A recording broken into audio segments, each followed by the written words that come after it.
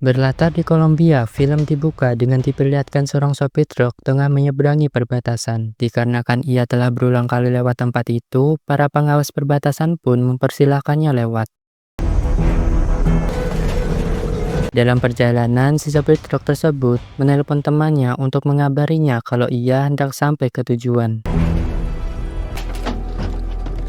Singkat cerita, ketika telah sampai, rupanya di dalam truk tersebut, ia membawa penumpang gelap, seorang pria bernama Chris. Di situ, si sopir truk dan temannya meminta Chris untuk menyerahkan barang bawaannya. Namun Chris menolak dengan mengatakan bahwa ia telah membayar lunas biaya perjalanan. Sehingga si sopir truk dan temannya yang masih ngotot menyuruh Chris untuk memberikan barangnya. Inilah yang terjadi.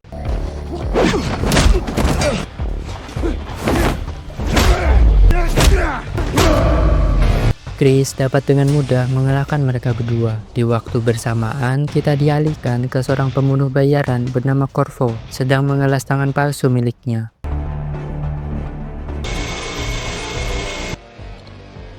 Selepas itu, ia pergi mengunjungi ke sebuah kafe untuk makan malam. Beberapa jam kemudian, pelayan yang bernama Alex meminta Corvo untuk meninggalkan kafe miliknya. Akan tetapi, si Corvo justru malah memberikan Alex sebuah pertanyaan aneh, yaitu apakah ia sudah memberikan hadiah pada dirinya minggu ini. Corvo kemudian melepaskan tangan palsu miliknya, yang di dalamnya terdapat sebuah pisau. Sontak, Alex pun gemetar ketakutan. Akan tetapi, untungnya ada seorang polisi yang tengah berpatroli di tempat itu. Sehingga Alex pun meminta pertolongan kepada polisi tersebut. Manos arriba, Policía Nacional! Polisi itu menyuruh Corvo untuk segera meninggalkan tempat itu. Saat si polisi hendak mengantarkan Alex pulang, tiba-tiba muncul Corvo dari belakang yang langsung menghabisi mereka berdua.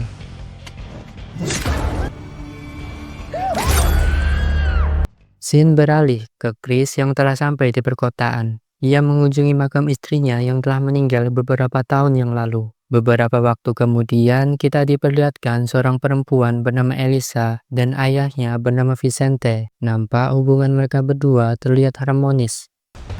Déjame ver. Felipe. Diketahui Vicente, ayahnya Elisa, merupakan seorang yang cukup berkuasa di kotanya. Ia memiliki bodyguard di mana-mana. Di sini masih tak diketahui mengapa Chris memantau mereka berdua. Keesokannya ketika Elisa hendak pergi ke sekolahnya, di lampu merah tiba-tiba datang seorang gelandangan yang menggedor-gedor kaca mobil mereka, yang dimana hal itu membuat bodyguard Elisa kesal, sehingga ini yang terjadi.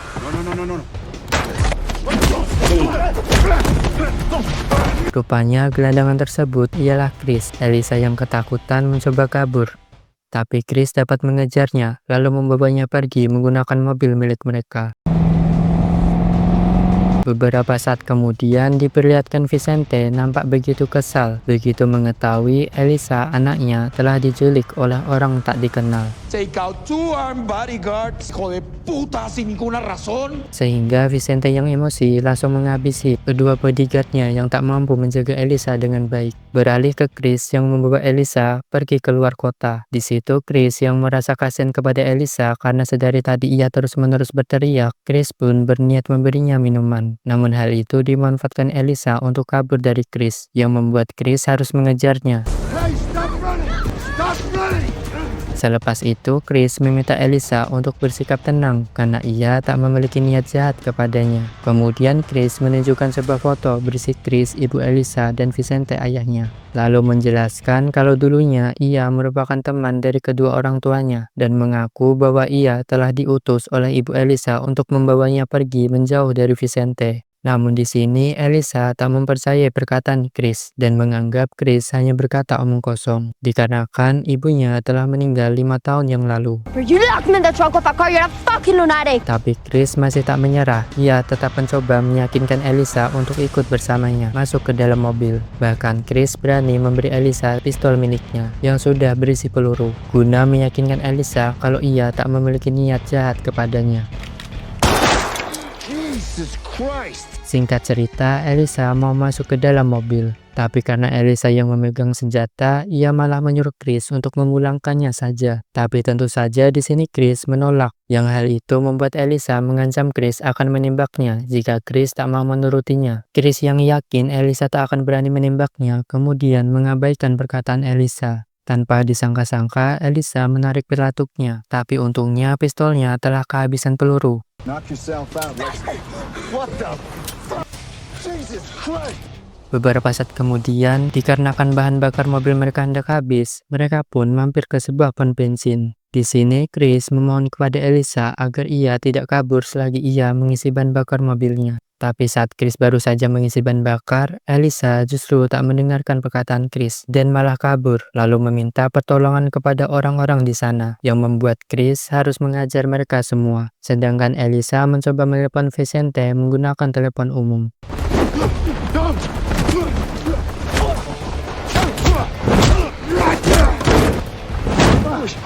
Setelah Chris berhasil mengalahkan mereka semua, ia lalu menghampiri Elisa dan menyeretnya masuk ke dalam mobil. Bahkan di situ Chris tak segan-segan mengikat tangannya agar Elisa tak mencoba melarikan diri lagi. Sebelum pergi, Elisa meminta Chris mengantarkannya ke warung teh Yuli. Sebab sedari pagi, Elisa belum sarapan. Jika Chris mau menurutinya, ia akan percaya kalau Chris bukanlah orang jahat. I'm hungry. Tired and hungry. I get really hungry. Di waktu yang sama, Vicente menyuruh tangan kanannya untuk membuka sayembara untuk menyelamatkan putrinya. Siapapun orang yang berhasil membawa Elisa kepadanya akan mendapatkan sejumlah besar uang. Di sela-sela waktu tersebut, si tangan kanan Vicente justru malah menelpon Corvo, si pembunuh bayaran, dan memberitahu soal anak Vicente yang diculik. Lalu ia juga memberitahu mengenai sayembara tadi. Berharap dengan informasi tersebut, Corvo tidak lagi memburunya. Corvo pun lalu menjawab iya. Does it? Scene beralih ke Chris yang membawa Elisa ke warung teh Yuli. Di situ Chris terus-menerus menatap kalung milik Elisa yang membuat Elisa bertanya mengapa Chris menatap kalung miliknya. Chris pun menjawab kalau ia teringat dengan mendiang ibu Elisa. Setelah itu Chris mengungkapkan jika dirinya merupakan ayah kandung dari Elisa dan Vicente merupakan dalang dari kematian ibu Elisa. Tentu saja Elisa yang mendengar hal itu tak mempercayai perkataan Chris. Dan jikalau Chris benar merupakan ayah kandungnya, kemana saja ia selama ini? You locked me in the trunk for hours. I'm finishing this or I'm screaming the place out. Okay. Dan Chris pun menjawab kalau ia baru saja bebas dari penjara setelah dibekam selama 15 tahun. Waktu itu Chris dan ibu Elisa merupakan sepasang kekasih, sementara Chris adalah teman mereka. Sampai suatu ketika, Chris dan Vicente melakukan perampokan terhadap geng bos mafia terbesar di Amerika. Singkatnya, perampokan tersebut berjalan lancar. Namun tanpa disangka, Vicente malah mengkhianatinya dan menjebaknya, yang membuat Chris mendekam di penjara selama 15 tahun. Sementara Vicente berhasil kabur, lalu membawa uang hasil rampokan mereka. It's complicated. I was in prison, right? 15 years. Belum selesai bercerita, datang sekelompok geng mafia lokal yang membawa Elisa pergi. Yang hal itu membuat Chris terpaksa harus mengajar mereka semua. Sementara Elisa dibawa pergi oleh anggota geng yang selamat.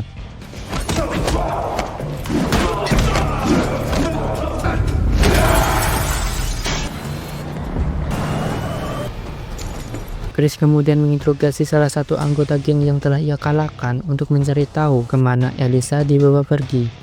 Beberapa saat kemudian diperlihatkan Elisa dibawa ke sebuah bar untuk diserahkan ke bosnya. Ini dia bosnya, kita panggil saja Budi. Di situ Budi mengatakan kepada Elisa kalau ia tak berniat menyakitinya, dikarenakan sebentar lagi Vicente akan datang untuk menjemputnya. Lalu sebagai balasannya, Vicente akan memberinya sejumlah besar uang dari sayembara. Kemudian Budi menelepon Vicente untuk memberikannya kepada Elisa. Di sini Vicente bertanya apakah Elisa baik-baik saja, dan Elisa pun menjawab iya. Elisa, are you okay? Yes. Namun tak lama, tiba-tiba datang Corvo, si pemuda bayaran yang menyerang bar milik Budi. Bergegas Budi menyuruh Elisa untuk bersembunyi, dikarenakan Corvo tengah menghabisi para anak buahnya.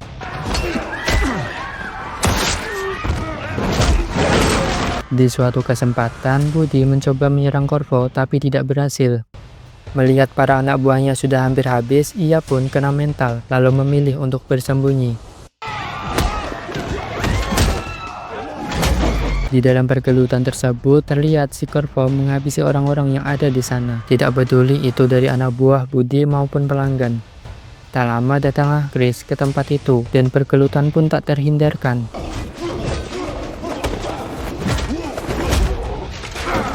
Ketika Chris tengah terpojok, datang Elisa yang membantunya sehingga Chris pun menyuruh Elisa untuk segera kabur. Corvo yang tidak mau membiarkan Elisa kabur mencoba mengejarnya, dan di saat Elisa sedang terpojok, tiba-tiba kemudian berduelan antara Chris dan Corvo berlanjut hingga datang Budi yang langsung membabi buta menembaki mereka. Ketika Budi telah kehabisan peluru, di saat itulah Corvo mendekat dan langsung menghabisi Budi. Setelah itu Corvo keluar lalu melanjutkan berduelannya dengan Chris. Sayangnya Chris dapat dipojokkan oleh Corvo. Hingga saat Corvo akan menghabisi Chris, tiba-tiba ternyata itu adalah Elisa dan Chris langsung mengajak Elisa untuk kabur dengan berlari dikarenakan mobilnya sudah rusak. Singkatnya, Chris dan Elisa berhasil kabur. Lalu Chris meminta Elisa untuk membeli baju baru lalu menggantinya sebab baju Elisa terlihat mencolok. Selepas itu, Elisa bertanya kepada Chris tentang siapa Corvo, orang yang tadi menyerang Chris. Namun Chris tidak kenal dengan Corvo.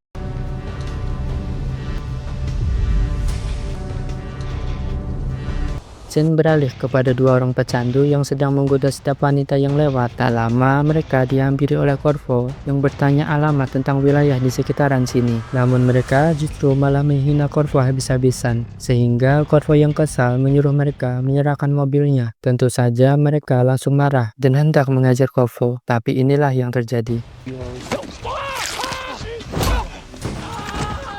Pada akhirnya Corvo berhasil mengambil mobil milik mereka, lalu pergi meninggalkan tempat itu. Di sisi lain terlihat Vicente dan para anak buahnya telah sampai di bar milik Budi. Melihat tempat tersebut hancur berantakan, Vicente memutuskan melihat rekaman CCTV. Di situ alangkah terkejutnya Vicente ketika mengetahui kalau pelaku dari pembantaian tersebut adalah Corvo. Vicente pun langsung berasumsi kalau Elisa sekarang berada di tangan Corvo, dan itu adalah masalah besar.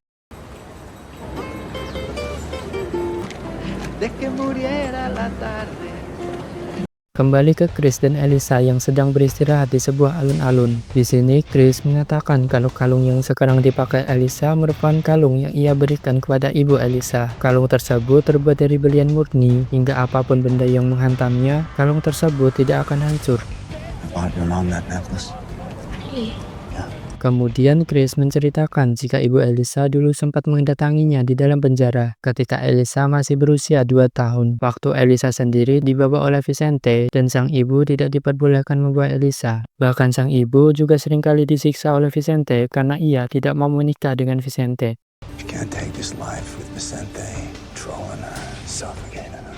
Saat malam tiba, diperlihatkan Corvo terus berkeliling kota untuk mencari Elisa dan Chris.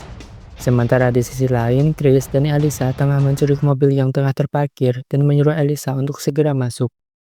Di sini Chris membuka peta karena ternyata Chris akan membawa Elisa pergi keluar kota untuk kabur ke Amerika. Namun Elisa menolak sebab sampai sekarang ia belum sepenuhnya percaya kepada Chris.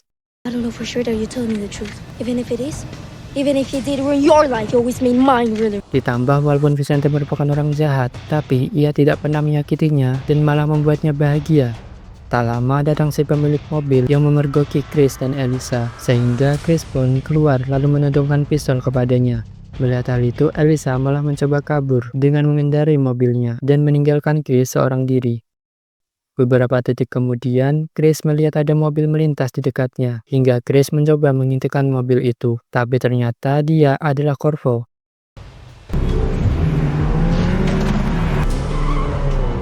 Beralih ke Elisa yang berhenti di satu tempat. Ia mencoba menghubungi Vicente, akan tetapi tiba-tiba datang si Corvo yang turun dari mobil, lalu mengejar Elisa.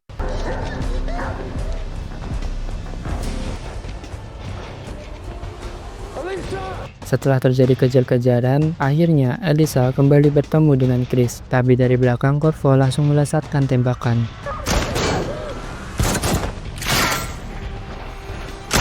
Pada akhirnya Corvo dapat memojokkan Elisa. Lalu Corvo menyuruh Chris untuk menyerah jika Chris ingin Elisa masih bernyawa. Chris yang tak mau mengambil resiko, kemudian ia pun menyerah. Setelah itu Corvo mengikat tangan Chris termasuk dengan tangan Elisa. Di sini Corvo bertanya kepada Chris siapa dia sebenarnya. Tapi Chris malah balik bertanya siapakah Corvo dan mengapa Corvo menginginkan Elisa. Corvo yang kesal karena Chris malah balik bertanya, ia pun menghajar Chris habis-habisan. Elisa yang tak tega melihat hal tersebut lalu segera mengatakan kalau Chris merupakan ayah kandungnya. Keesokannya terlihat Chris tengah terikat di bawah pohon sambil menginjak sebuah ban. Di saat yang sama muncul Vicente sebab Corvo telah memberinya pesan untuk datang ke sana. Di sini Vicente tidak menyangka kalau ternyata selama ini orang yang berniat membawa Elisa pergi darinya ialah Chris. Hingga dengan cepat Vicente menendang ban di bawahnya, yang membuat Chris akhirnya terguntang. Namun beberapa saat Vicente menyuruh anak buahnya untuk melepaskan tali tersebut. Ketika Chris hendak dibawa ke mobil, Chris sempat menyerang Vicente yang membuat anak buah Vicente langsung mengeroyokinya.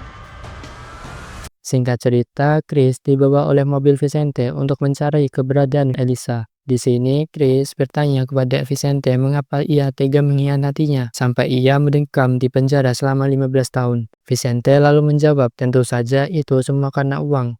Took her from you because we took what we wanted. Kemudian Chris bertanya lagi mengapa Vicente menghabisi ibu Elisa dan siapakah Corvo, orang yang menculik Elisa. Vicente pun menjawab kalau ia tidak pernah menghabisi ibu Elisa. Sedangkan untuk Corvo, dia merupakan seorang pembunuh bayaran yang memiliki dendam kepada Vicente di masa lalu. Di saat bersamaan, Vicente ditelepon Corvo dan memberitahu Vicente untuk datang ke tempat di mana dulu Vicente pernah menyiksanya. Remember where you tried to kill me? Tak lupa di situ Corvo memberitahu Vicente bahwa si tangan kanan Vicente lah orang yang telah memberitahu informasi tentang Elisa. Setelah selesai berteleponan, Vicente tanpa ragu langsung menghabisi tangan kanannya tersebut. Kemudian Vicente bercerita tentang Corvo yang dulu pernah ia pekerjakan dalam sebuah tugas. Tapi sayangnya dalam tugasnya, Corvo melakukan tindakan yang tak diinginkan hingga Vicente menangkap Corvo. Became highly recommended, a professional, but he went beyond. Saat itu tangan Corvo diikat menggunakan rantai besi dan dijaga oleh 15 anak buah terbaik Vicente. Tapi saat Vicente tiba ke tempat tersebut, Corvo ternyata berhasil melarikan diri dengan memotong tangannya sendiri. Sedangkan untuk 15 anak buahnya Vicente telah dibantai habis oleh Corvo seorang. Akibat dari kejadian itulah Corvo sampai sekarang menyimpan dendam terhadap Vicente. Singkat cerita, mereka telah sampai ke tempat yang dimaksud Corvo. Di situ Vicente melepas tali pengikat pada tangan Chris, sebab Vicente tahu bahwa Chris juga berniat ingin menyelamatkan Elisa. Selepas itu, Vicente memerintahkan para anak buahnya untuk berpencar, agar mereka bisa cepat menemukan Corvo.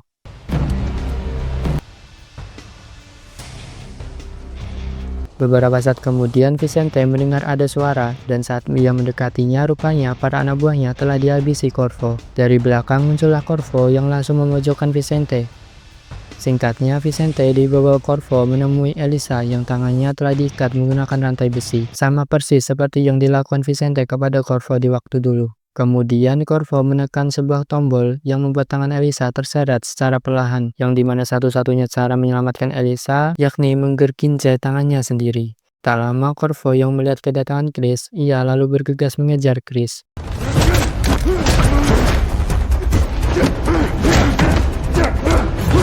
Kembali ke Vicente yang mencoba untuk menghentikan mesin tersebut.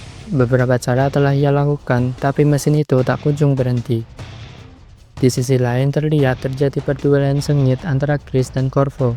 Di tengah pergulutan tersebut, Corvo mengatakan kalau Vicente pernah menyewanya untuk menghabisi ibu Elisa. Akan tetapi Corvo justru malah menyiksa ibu Elisa terlebih dahulu sebanyak puluhan kali sebelum ia langsung menghabisinya. Karena sebab itulah dulu Vicente menangkap Corvo lalu menyiksanya hingga Corvo kehilangan satu tangannya.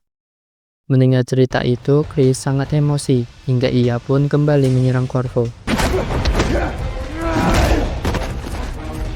Namun karena Chris hampir saja tertusuk oleh tangan Corvo, Chris pun memutuskan untuk berlari ke arah atas. Di balik itu, Vicente masih berusaha untuk menghentikan mesin yang menyeret Elisa. Bahkan Vicente berniat untuk memotong tangannya, tapi ia tak tega melakukannya. Tak lama datang Chris dan Corvo yang melanjutkan perduelannya di tempat itu. Pada akhirnya Chris dapat dikalahkan, lalu Corvo memaksa Vicente untuk mengatakan kebenaran kepada Elisa. Jika Vicente mengatakan kebenarannya, maka Corvo berjanji akan membiarkan Elisa tetap hidup. Dengan terpaksa, Vicente mengatakan kalau Elisa memang benar anak kandung Chris, sedangkan ibu Elisa dihabisi Corvo atas perintah dari Vicente. Setelah menjelaskan semuanya, Vicente menyuruh Corvo untuk menghentikan mesin tersebut, tapi Corvo malah mengingkari janjinya. Pada akhirnya, Elisa hanya bisa pasrah dan ia berpikir bahwa hidupnya sudah tidak akan lama lagi.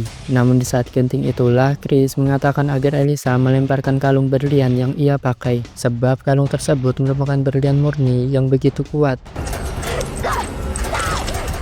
Ternyata dengan kalung tersebut, akhirnya mesin itu bisa mati hingga membuat Corvo begitu kesal. Lalu saat Chris dan Corvo tengah melakukan duel, Vicente mengambil sebuah gergaji dan inilah yang terjadi. Pada akhirnya Vicente dan Corvo mati akibat terjatuh dari ketinggian, sementara Chris terluka parah. Beberapa hari kemudian terlihat Elisa tengah mengunjungi makam ibunya bersama Chris yang kondisinya sudah mulai membaik. Di akhir film, kita ditunjukkan flashback ke kejadian kemarin, yang ternyata yang mati hanyalah Vicente, sementara Corvo telah berhasil melarikan diri. Tentu saja Corvo akan menuntut balas dendam terhadap Chris dan Elisa, tapi sayangnya film telah tamat.